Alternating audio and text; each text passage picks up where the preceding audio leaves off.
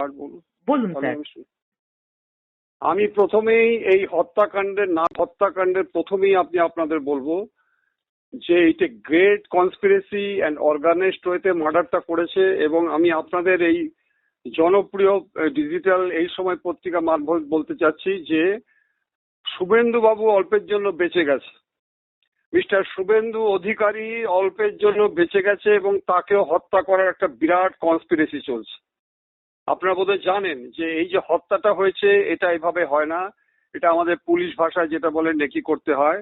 দীর্ঘদিন ধরে যাতায়াতের পথে তাকে আসছে কখন যাচ্ছে কখন এটা ফলো করা হয়েছে এবং এটা 100% আপনাকে বলে দিচ্ছি যে শাসক দলের ইন্ধন ছাড়া এবং তাদের বিশাল অর্থ খরচের ছাড়া এই হত্যাকাণ্ড হতে পারে না।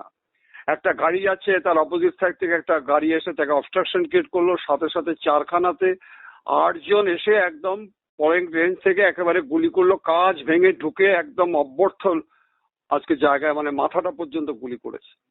এবার আপনাকে বলি, কথাটা হচ্ছে যে ইনভেস্টিগেশনটা নিশ্চয়ই হবে। Mister Siddhinath Gupta is a very dynamic police officer. উনি ডিজি ওখানে পৌঁছে গেছেন, ইনভেস্টিগেশন হবে, দেখবেন প্রমাণিত হবে যে গাড়িটা এসেছিল সেটা টেম্পার্ড করা হয়েছে নাম্বার এবং 2 নম্বরই নাম্বার করে এটা করা হয়েছে। এগুলো তদন্তের সাপেক্ষে এগুলো হবে, এটা ব্যালিস্টিক টেস্ট হবে, সবকিছু হবে। কিন্তু আমি আপনাদের বলে দিচ্ছি যে 2023 সালে মিস্টার কপিল সিব্বাল ইলেকশনের সময় সুপ্রিম কোর্টকে জানিয়েছিল যে প্রায় 6000 আসামি অ্যারেস্ট হয়েছে। আপনি বলতে পারেন এই যে আমরা ঘৃণ্য চক্রান্ত দীর্ঘদিন ধরে আমরা দেখছি 2018, 2020, 2021, 2023 এত মানুষের মৃত্যু এবং ভোট পরবর্তীকালে মৃত্যু, তার আগে মৃত্যু, ডিউরিং ভোট করার সময় মৃত্যু, এই যে মৃত্যুটা হচ্ছে, কজন মেইন আসামি অ্যারেস্ট হচ্ছে এখন পর্যন্ত? আমি আপনাকে বলছি গতকাল পর্যন্ত ইলেকশন কমিশনের স্ট্রিক্ট ইনস্ট্রাকশন সত্ত্বেও হোল ওয়েস্ট বেঙ্গলে 606টি হচ্ছে গিয়ে থানা আছে। ক্যালকাটা পুলিশে আপনি জানেন 31টা পুলিশ স্টেশন আছে, কিন্তু 61টা পুলিশ স্টেশন আছে। কিন্তু আমি আপনাকে একটা কথা বলতে চাচ্ছি যে ইলেকশন কমিশন রিপিটেডলি বলেছে পার পুলিশ স্টেশন 10 জনকে অ্যারেস্ট করতে হবে। এই নয় যে preventive arrest, those who are the FIR named accused, alleged accused এবং তাদের কাছে যাদের ওয়ারেন্ট আছে মাত্র আমি দেখতে পারলাম যে প্রায় 2000-এর বেশি অ্যারেস্ট করতে পারেনি। আমার প্রশ্ন হচ্ছে যে এই যে জাহাঙ্গীর খান, এই যাকে আমি সারেন্ডার করেছিলাম সেলিম, যাদেরকে নাকি আজকে এরা গুরুত্ব পেয়েছে কেন?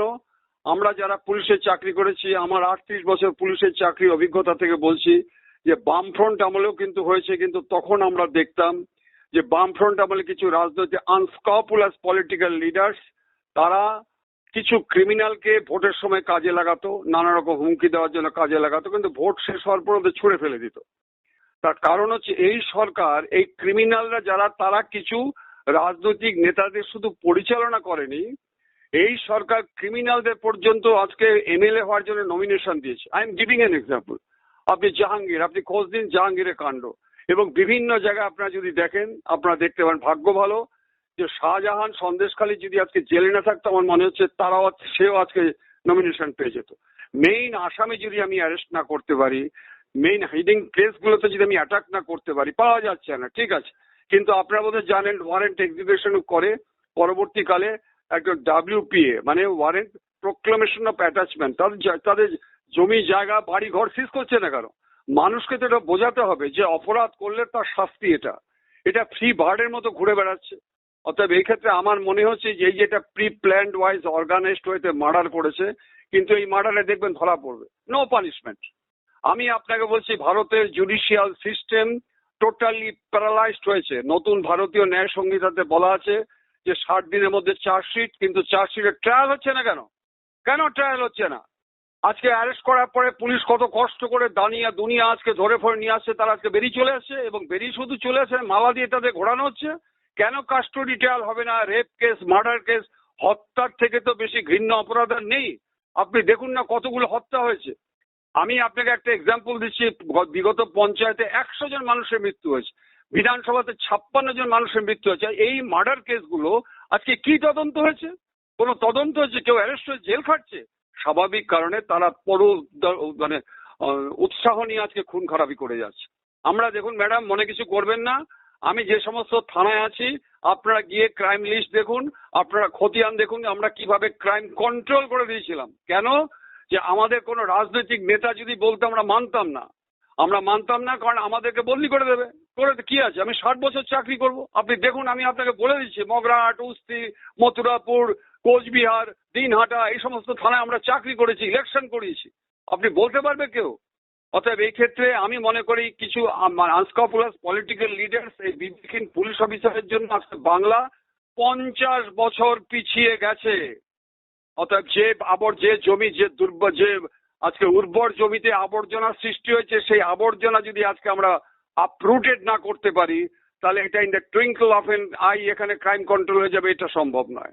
অতএব এই ক্ষেত্রে পুলিশকে আরো কনস্ট্রাকটিভ ওয়েতে এগোতে হবে। যদি প্রয়োজন হয়, আমি আপনাকে বলছি, যদি প্রয়োজনে ইনকাউন্টার করতে হবে। হ্যাঁ, ইয়েস, আমি অরিন্দম আচার্য আপনাদের বলছি, আমি ইনকাউন্টার করেছি। কারণ যারা আমাকে গুলি করে মারছে তাদের লাইসেন্স নেই, আর আমার লাইসেন্স আছে, আমার ট্রেনিং আছে, আমার রাইট অফ প্রাইভেট ডিফেন্স আছে। ইন্ডিয়ান পেনাল কোড 100, 102, 103 আমাকে সেই অধিকার দিয়েছে যে to save my life and others life, to save my property, other property, I can open fire, even kill the person. আমি কেন মারবো না? অতএব এই ক্ষেত্রে আমার মনে হচ্ছে পুলিশদের আজকে কিন্তু মনোবলটা সম্পূর্ণ ভেঙে গেছে। অতএব এই পুলিশ অফিসারদের আজকে কিন্তু গিয়ার আপ করতে হবে। অন্যায়কারীদের, যেটা আমাদের এক্স ডিজি বলেছিল, আমার পুলিশকে একটা মারলে 4টে মারবো, এবং করে দেখিয়েও দিয়েছিল। কেন? তখন যখন পুলিশের হয়েছে। সাধারণ মানুষের নিরাপত্তাটা কোথায়?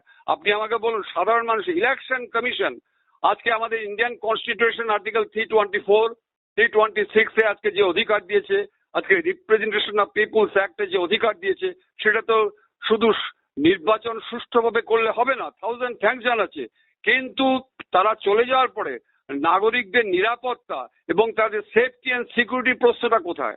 তাহলে কি এটাই যে আমরা ভোট করার পরে আমাদের মৃত্যুবরণ করতে হবে? না। অতএব এই ক্ষেত্রে আমার মনে হচ্ছে অ্যাডমিনিস্ট্রেটিভ পয়েন্ট অফ ভিউ থেকে সাধারণ মানুষ, শান্তিপ্রিয় মানুষদের জন্য আজকে কিন্তু আমাদেরকে ড্রাস্টিক অ্যাকশন নিতেই হবে। তা নয়তো হচ্ছে গিয়ে সত্য প্রতিষ্ঠা হবে না। এই আমার বক্তব্য।